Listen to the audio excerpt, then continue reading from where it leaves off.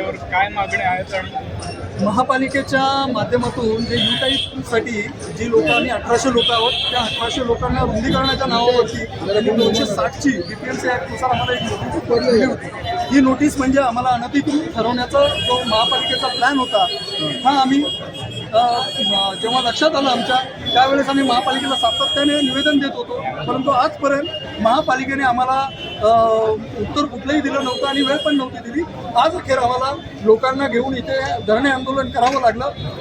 आज आयुक्तांच्या दालनामध्ये आमची बैठक झाली.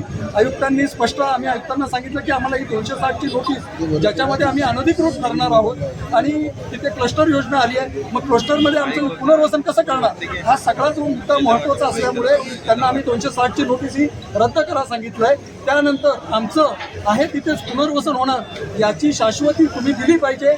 येणारे जे पण कुणी विकासक असतील त्यांच्यावरती आमची पुनर्वसनाची जबाबदारी निश्चित झाली पाहिजे. या पद्धतीची आमच्या मागण्या आम्ही तिथे लावून धरलेल्या आहेत आणि आयुक्तांनी आम्हाला या संदर्भात माहिती दिली आणि ते रायटिंगमध्ये सुद्धा देणार आहेत. परंतु जोपर्यंत आम्हाला रायटिंगमध्ये ते देत नाही तोपर्यंत आम्ही इथून कुणीही हलणार नाही हे असं आम्ही ठरवलं.